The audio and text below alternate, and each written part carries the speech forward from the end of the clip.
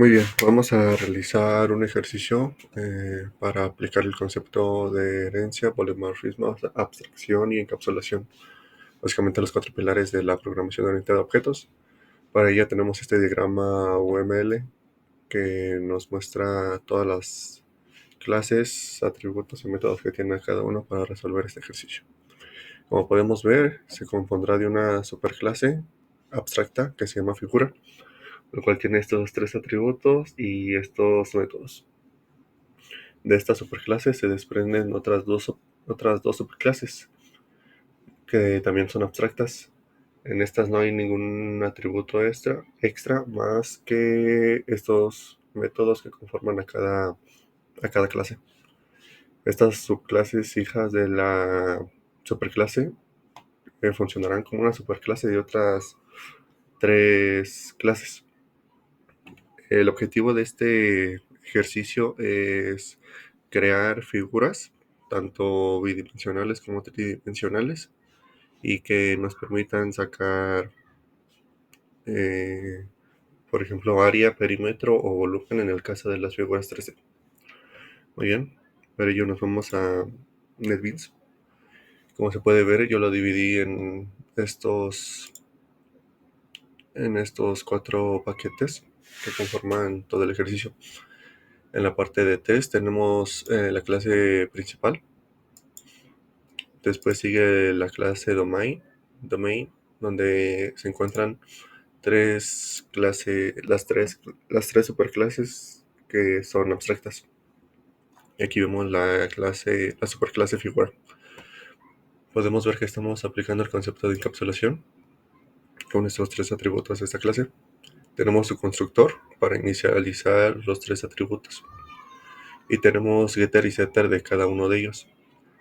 Además de que tenemos este método abstracto que se llama dibujar. Y ahí nos podemos pasar a las otras dos subclases. Aquí tenemos figura 2D. Dice, esta clase hereda de la clase figura. Sin embargo, esta clase servirá para crear subclases para generar figuras 2D, con las cuales se podrán calcular área y perímetro. Aquí tenemos el constructor de esta clase, el cual básicamente nos permite pasarle como parámetro e inicializar los atributos que tiene la clase figura. Aquí tenemos el método sobrescrito, que es dibujar. Aquí tenemos este pequeño mensaje que dice dibujando la figura. También tenemos el método toString, que nos va a permitir mostrar en la consola los atributos con sus valores. Y tenemos dos métodos abstractos, que es tanto área como perímetro. En la clase figura 3D, dice, esta clase hereda de la clase figura y servirá para hacer clases de figuras 3D y poder calcular su volumen.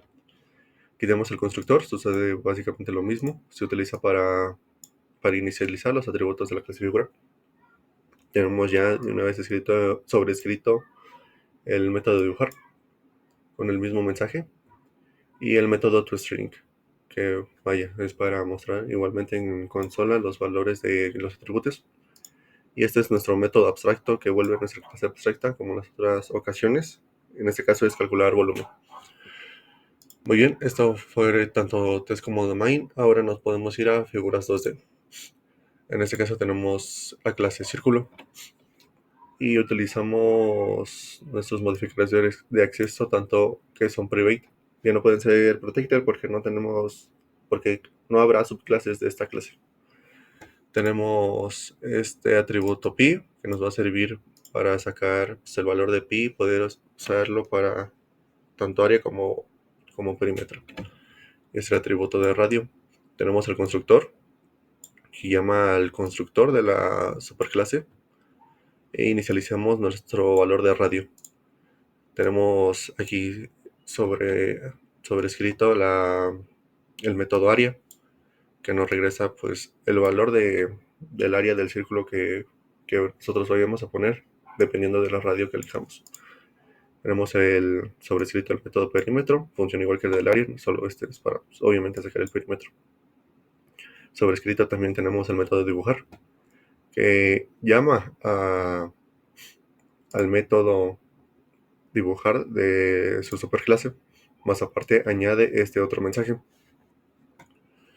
Finalmente tenemos sobrescrito el método toString para mostrar en consola los valores del radio, del área y del perímetro. Esto sucede tanto con la clase cuadrado como con la clase triángulo de nuestra clase. Como podemos ver en el diagrama, tenemos la clase cuadrado, círculo y triángulo. Muy bien, en nuestra clase cuadrado dice: esta clase permitirá crear objetos para hacer figuras de tipo cuadrado obteniendo área y perímetro. Solo tenemos un atributo adicional, que es el atributo lado. Nuestro constructor igual nos llama al constructor de su superclase y inicializa el atributo lado. Yo hice un getter de lado porque me servirá más adelante para otra clase. Tenemos nuevamente sobrescrito tanto el método área como el método perímetro para obtener el valor correspondiente al cuadrado que nosotros elijamos, dependiendo del lado. Nuevamente sobrescrito el método dibujar, igual llama al método dibujar de la superclase y adiciona este pequeño mensaje. Finalmente el método toString, nuevamente, como podemos ver, llama al método toString de su superclase y adiciona estos tres valores, que es tanto de lado, área y perímetro. Finalmente, para concluir las figuras 2D, tenemos la clase triángulo. Esta clase permitirá crear objetos o para hacer figuras de tipo triángulo, determinando su área y perímetro. Aquí se adicionan 4 nuevos atributos. Son 3 variables que nos permitirán elegir el valor de cada lado del triángulo. Más aparte esta variable, dado que utilizaremos una fórmula para calcular el área,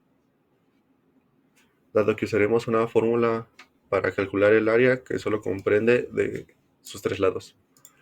Nuevamente este es el constructor de la clase. Como podemos ver, llama al constructor de su superclase e inicializa nuestros 3 atributos.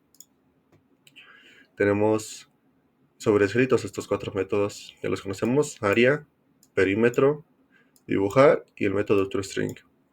En el dibujar y en el toString, como podemos ver, llamamos al método dibujar y el método toString de la superclase y adicionamos un pequeño mensaje. En el caso del toString, mostraremos en pantalla los atributos de los lados, el área y el perímetro. Muy bien, estas 3 figuras yo las comprendí en el paquete figuras 2D. Ahora en el figuras 3D tenemos la clase cubo. Esta clase permite crear objetos para hacer figuras de tipo cubo obteniendo su volumen. Aquí simplemente se adiciona un atributo de tipo cuadrado, que es lo que se busca. Con el cuadrado antes creado lo usaremos como base para crear esta figura 3D. Como podemos ver, este es el constructor. Llamamos al constructor de su superclase e inicializamos nuestro atributo de tipo clase cuadrado.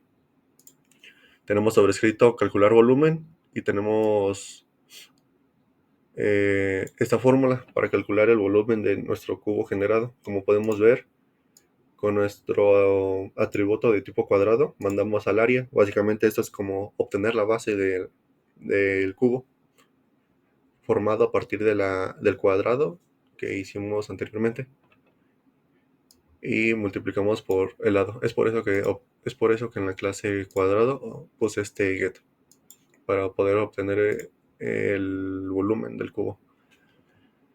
Finalmente tenemos sobrescrito este método de dibujar. Llama al método de dibujar de la superclase y adiciona este mensaje. Finalmente tenemos sobrescrito el toString. Llamo al superstring de su superclase y muestro estos 3 valores. Muy bien, continuamos con la clase esfera. Esta clase permite crear objetos para hacer figuras de tipo esfera, obteniendo su volumen. Podemos ver que se adicionan 2 nuevos atributos, que es tanto radio como este pi, constante de tipo privado. Este es el constructor de la clase. Nuevamente llamamos al constructor de su superclase e inicializamos nuestro radio. Tenemos sobrescrito el método calcular volumen, en este caso para calcular el volumen de una esfera. Tenemos también sobrescritos el método dibujar, llama al método dibujar de su superclase y adiciona el mensaje nuevamente. Y lo mismo para el toString, llamamos al toString de su superclase y adicionamos estos atributos.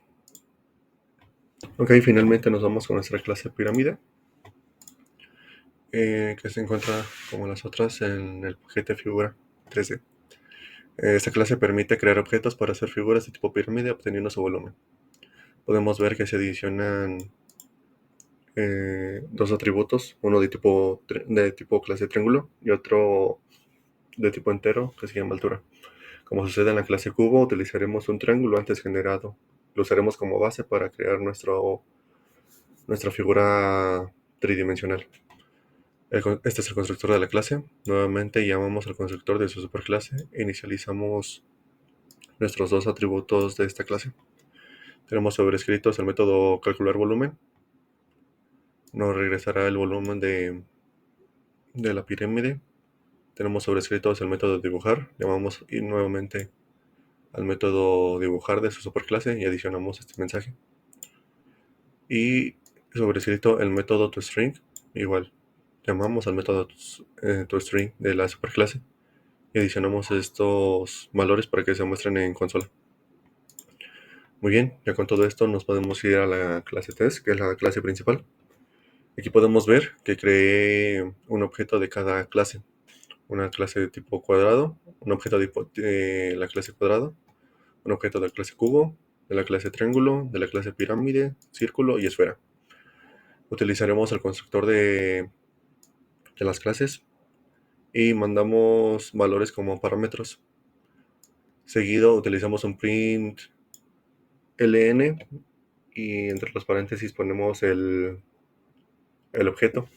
Aquí no es necesario poner o decir directamente, invocar al método toString directamente, dado que el mismo println busca en la clase del objeto el mismo método toString, entonces no es necesario ponerlo directamente. El mismo println lo busca y lo imprime. Finalmente llamamos al método dibujar de su clase. Como podemos ver en la clase cubo, en el constructor ponemos valores de nombre, grosor de borde, color y el objeto cuadrado antes creado. Esto en el constructor. Nuevamente solo ponemos println y el objeto creado. Igual el mismo println, como se dijo previamente, busca el método toString. Y al final llamamos al método dibujar. Esto sucede para cada una de las figuras creadas. Muy bien, lo ejecutamos. Esta es la salida. Mostramos características de la figura 2D. Tipo de figura, este es el nombre de la figura, cuadrado 1. Y nos muestra los valores de cada atributo, grosor de borde, color, lado. Y nos muestra los valores de área y perímetro. Nuestro método dibujar, que nos dice que se ha dibujado el cuadrado 1.